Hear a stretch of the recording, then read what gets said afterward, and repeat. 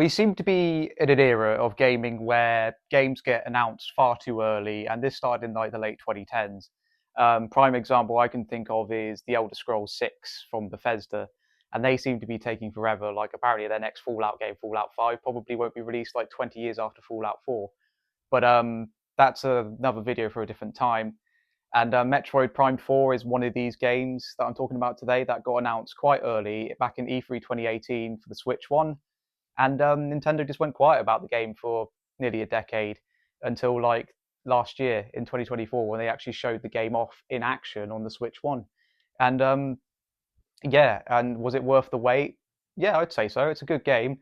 My problem with this game doesn't necessarily stem from like the game itself, is the reaction itself from the internet community and stuff like that. Now, I'm not saying you shouldn't have an opinion about a video game. Absolutely have an opinion, but I think as a gamer and part of the gaming community, there needs to be more sensible outlooks on games. It's like if you're going to criticize a game, do a bit more research. Maybe play the game first too, instead of parroting what a certain YouTuber says or other YouTubers say. I'm not mentioning them by name. You probably know who they are if they do, this sort of thing. But it's just this the hyperbolic reaction towards this game will lead you to believe that the game is awful. It's awful, but it's not awful. Is it the best Metroid Prime game? Certainly not. That goes to the first game. But is it a terrible game, as some people on the internet would lead you to believe? Absolutely not. Absolutely not. Um, it's a good game. It's a good game with flaws, obviously, and I just don't understand that a lot of these YouTubers or people online who are criticizing it are making mountains out of molehills, as it were, with like specifically with dialogue, which I'll get into later and more in depth. But the dialogue itself isn't as intrusive as some would lead you to believe in this game. But the Metroid Prime 4, was it worth the 18-year wait?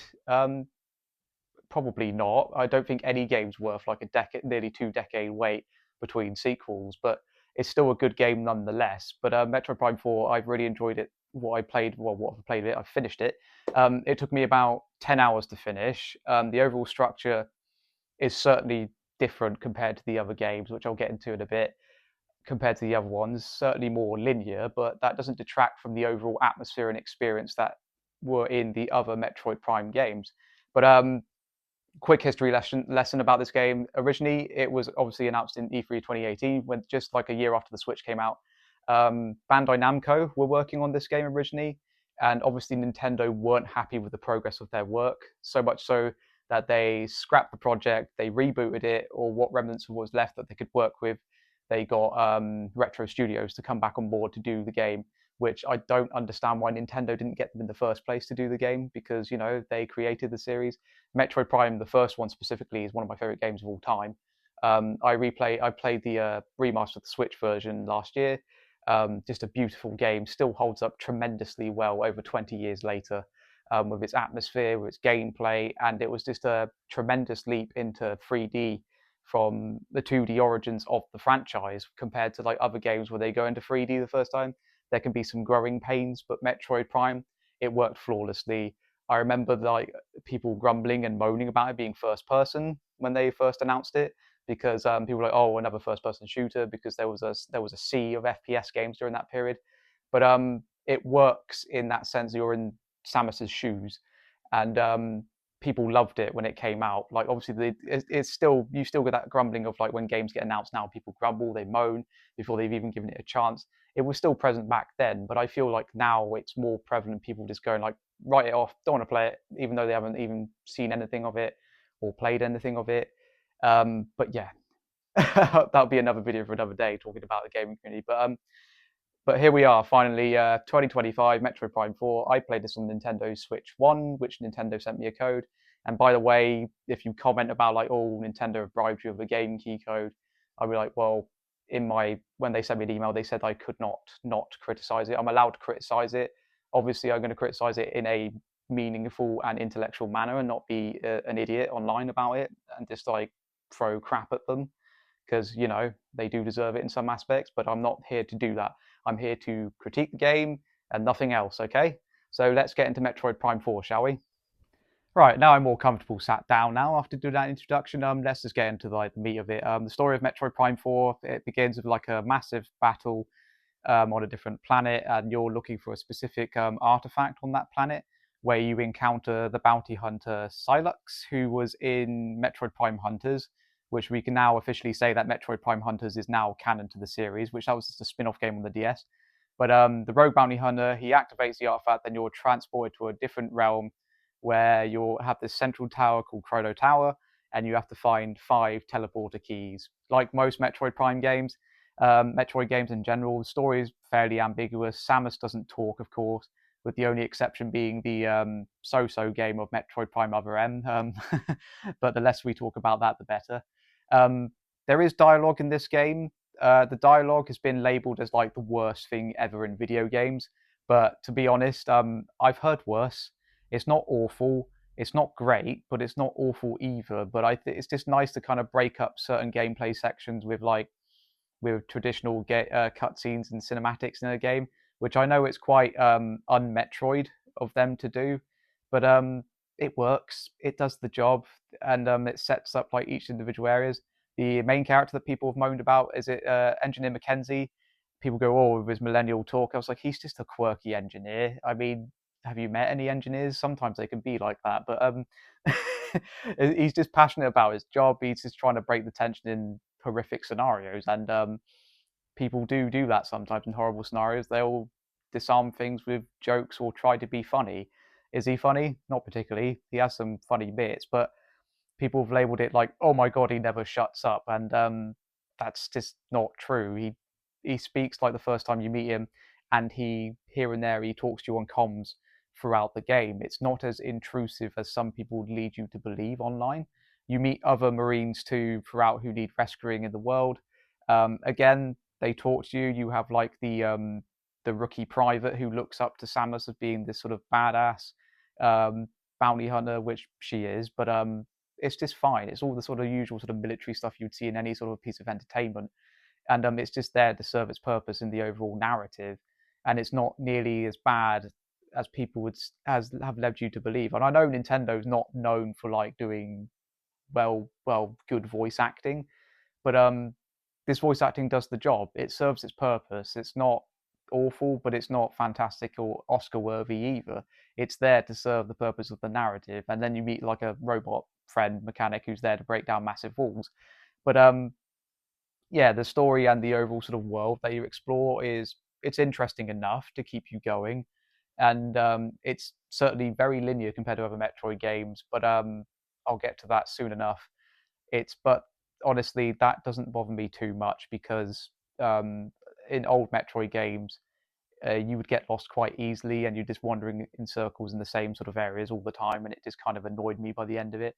But yeah, the narrative is fine. The voice acting, it's not bad, but it's not awful either.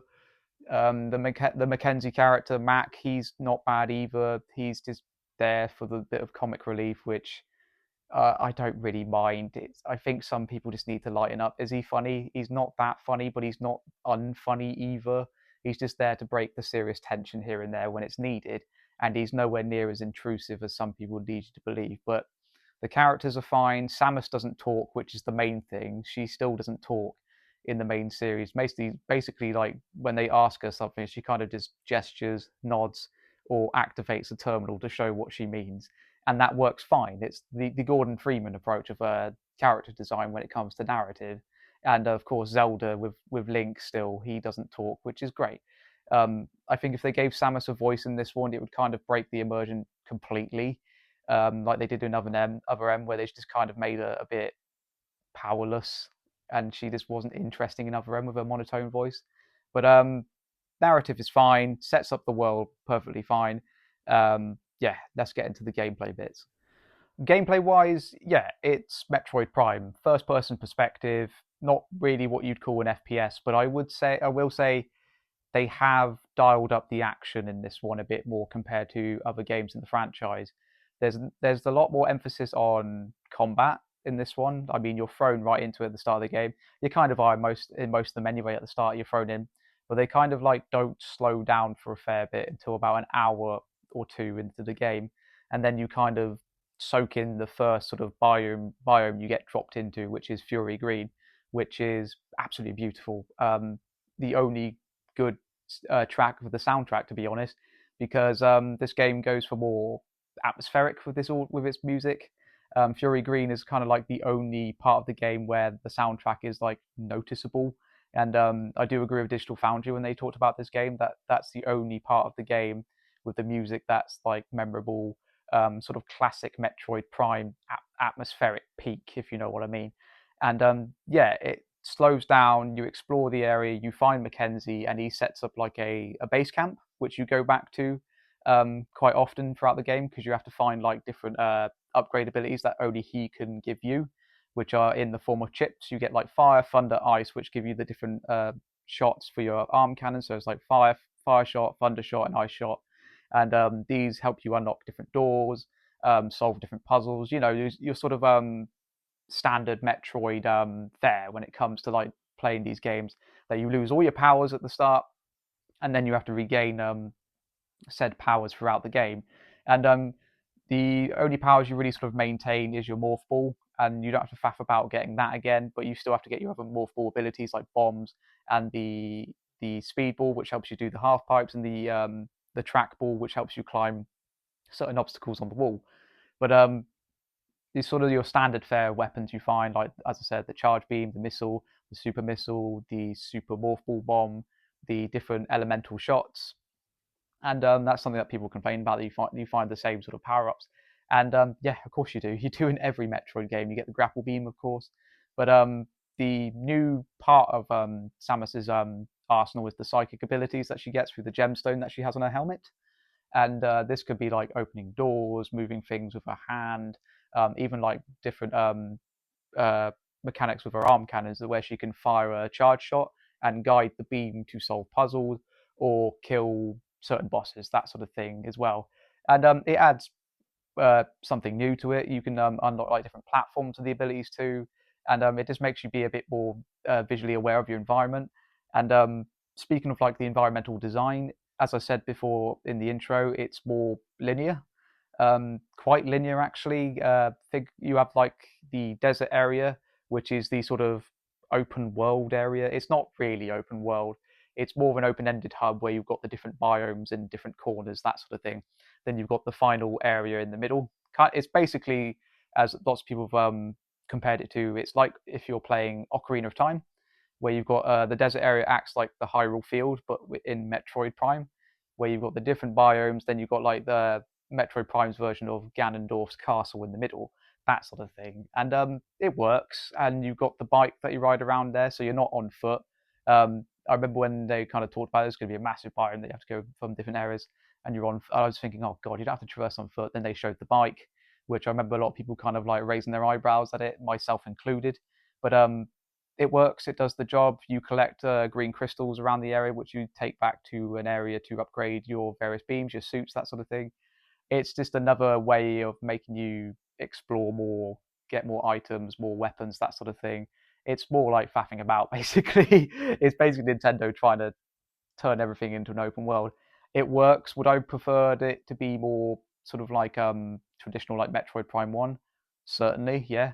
I would have liked it like it open sort of more naturally. You go from one end to another, one biome to another, but it feels like they're like it's like a world map where you start that level, then that level, and the different biomes and levels themselves, they're not particularly intricate and they're not binding.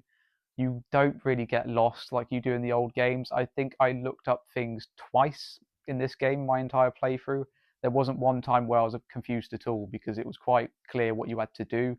And your character friend Mackenzie chimes in quite often and goes, "Why don't you explore that area?" I wish there was a way you could turn that off. I'm sure if you play it on hard, which you have to play through the game on normal to unlock hard, you could probably turn that off. But I wish there was a way you could turn that off so you can kind of go explore at your own pace. Because when you're out in the desert, you just want to explore the different shrines that are there, the green crystals. He quite often just chimes in when you just don't want him to come out, and he goes, "Oh, have you explored this biome?" And you're just like, "No, go away.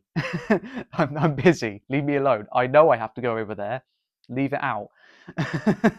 but um, but yeah, but it's nice sometimes where you're kind of like stuck, and he does chime in. He nudges you in the right direction. He doesn't specifically go, "You need to go here," specifically inside the biome. He goes, "Maybe explore that area." Like with Vault Forge, there are lots of other bits that you have to unlock when you get different beams and all that. He goes, "Maybe go back to Vault Forge because there might be something there that you need, and there are other doors that you can now open because you've got this." You obviously get the other suit when you do that with Vault Forge, but yeah, it works. Gameplay in terms of like combat, yeah, it's tight as ever. It's Metroid Prime. If you haven't played Metroid Prime, first person shooting still feels a bit off in places. Um, but yeah, you've got the lock on aim, which is quite generous, but enemies are quite fast, so they can dodge your beams. You do unlock a beam upgrade, which is faster, so it can home in on enemies more. So, but it's fast, it's fluid. You have to use different tactics for different enemies, different shots and different enemies, depending on their elements and how they support that. Yeah, it works. It's fantastic. It's tight. It's fluid, and the different abilities work really well in combat. Although sometimes I do keep pressing the wrong button for some reason. Like I keep hitting the scan button instead of the morph ball button, and vice versa. Maybe it's because I play Xbox as well. To this day on the Switch, I still get my X and Y buttons mixed up when I'm playing it, and I've had a Switch for what 4 years now. But anyway, my fumblings aside, gameplay is pretty good, and the presentation, which I'll get into in a minute, which is surprisingly good on the Switch One. Visually, this game is fantastic, and considering I played this on Nintendo Switch One, it's very well optimized. It's insane how well optimized this game is, which makes me wonder what the hell Pokemon is doing with their games when Metroid Prime 4 runs at 60 frames per second and looks as good as it does. And meanwhile, you've got Pokemon, what was it, ZA, that's just come out recently? Looks like a mobile game and drags its heels with its frame rate. But that aside, Metroid Prime 4 looks great. Certainly with the textures, you can tell it's been compromised on the Switch One. I noticed that more when I was playing it on the television in docked mode. That obviously they cut corners with textures because the Switch One is what nearly a decade old at this point. But obviously the Switch Two version is going to be slightly more up res, 120 hertz, 4K, and all that whatnot. But at its core, Metroid Prime 4 is a Nintendo Switch One game. Obviously, they've been working on that platform first for years, and then obviously the Switch 2 version kind of came along and they went, okay, we should probably do it cross-gen. But yeah, it looks really good. It's very well optimized. It looked really good, especially when I played it in handheld on my Switch OLED, because the OLED screen just really makes all the colors pop with especially the purple of Samus's suit, the lush green grass of Fury Green, the warm deserts of the Chrono Fields, the warm glow of the lava in Flare Pool, and the lightning and the rain as the rain hits your arm cannon, or when your arm cannon frosts over in the snow biome. It just all comes together so beautifully with an art style that holds up so well. And people criticizing the graphics, saying it looks like a PS3, PS2 game. I don't think you know what a PS2 and a PS3 game looks like. People who are making those sort of statements are probably those who are young and have no idea what they're talking about. If your PS3 game looks that advanced, cool, that would be amazing. But again, hyperbolic statements about the presentation of it being like a PS3, PS2 game is ridiculous.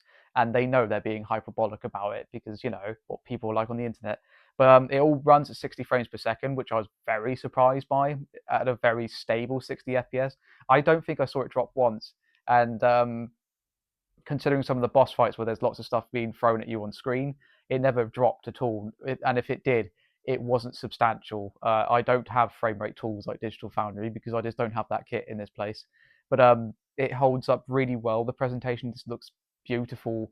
As I said before, the music's pretty good, but the only standout being Fury Green, because the other levels just go for atmosphere, I suppose. It's kind of like the Resident Evil 2 remake problem where it's just atmospheric and you don't really notice it after, with the exception of a few hums, that sort of thing. But the overall presentation of this game is absolutely beautiful. What they managed to do with the Switch One version is kind of magic, really, considering that you could probably emulate the Switch One on dried leaves and paper these days. But yeah, it looks stunning, really stunning. And as I said, obvious compromises with textures, but Samus's camera character model looks really good. The suit looks really good. The different suits you get look fantastic, and you see the reflections in the suit, which I was quite impressed by. As well as when you bring up the map on the pause menu, you see Samus's face reflecting the visor. That's a really nice detail. Even the facial animations on the other characters are pretty good. When they do have their faces out of their visors, it's pretty good. Again, is it cutting edge? No, but they use old techniques to mask those compromises to give you a pleasant art style to look at. And I think like the hyperbole about it looking like a PS2 game is just that. It's hyperbole and ridiculous. But overall, presentation's fantastic, and overall, a great looking game. So that's my thoughts on Metroid Prime 4. Is it the best Metroid Prime game ever? No. That again, as I said before, that goes to the first one. Is it the worst game I've ever played? Also no. The hyperbole, the overreaction of this game that people have surrounded themselves with. I think what the problem is, people have set such a weirdly high expectation for this game, expecting it to reinvent the wheel, and that's something that I just get a bit frustrated with games at the moment. Like genuinely good games, people throw under the bus, being like, "Oh, it's generic," but when it's just like an entertaining piece of media, not everything needs to reinvent the wheel. Not everything has to be innovative. But I get people's qualms with the games industry when they expect you to pay $70, 75 quid, $80, and all that sort of thing for games. Where games are getting quite expensive, you probably will be a bit more critical and microscopic with your criticisms with certain things in games. But when it's just like a pretty good game, it's overall an entertaining product. People say it's crap, or they'll say at the other end of the spectrum, they say it's the best thing since sliced bread. And I think we need to calm down with hyperbole like that, because it's not healthy. Both toxic negativity and toxic positivity do not help in any form of media. But Metroid Prime 4, it's a good game. I mean, I would say it's probably like a solid 8 out of 10. It has its flaws. I mean, I do feel the linear level design hurts it a bit with the different biomes. It's fun, but I feel like there is a distinct lack of exploration in this game compared to the first game and other, like even the 2D Metroid games. Metroid Dread had a lot of exploration, even though it was in a 2D form. But I think there is a distinct lack of exploration in this game. I do recommend this game, but I'd say give it some time after release, before you play this game. Maybe weigh up your options to see if it's worth your time. As I said before, this only took me about 10 hours to finish, and that was with me faffing around and exploring all the different biomes, the desert area. It's not a long game, but Metroid games in general aren't particularly long. I mean, the first Metroid Prime you can do in about 12 hours, even with a lot of exploration. And Metroid Dread, which I finished last year, that only took me about 10 to 12 hours. So that it's about on par with all of them. But yeah, it's a good game. As a long time Metroid Prime fan, yeah, it was a good wait for it. But as I said before, no game is worth waiting nearly 2 decades in between sequels. Bethesda, looking at you. But yeah, Metroid Prime 4, pretty good. Love it. Yeah, just a quick end piece here. Thanks for watching. Thanks for coming along this journey with me. Thanks to Nintendo for sending me a code. You're probably thinking how such a small channel got a code for this game, but as I've explained before, I do stuff on Instagram and TikTok where I've got a quite large following, which I'll put down below. That's how, because I mostly do stuff, videos, and like mini reviews on there. As I said before, like months ago, I wanted to do more long form content here on here. So on here. So thank you again for watching. Like and subscribe, and I'll see you all later. See you later. Bye.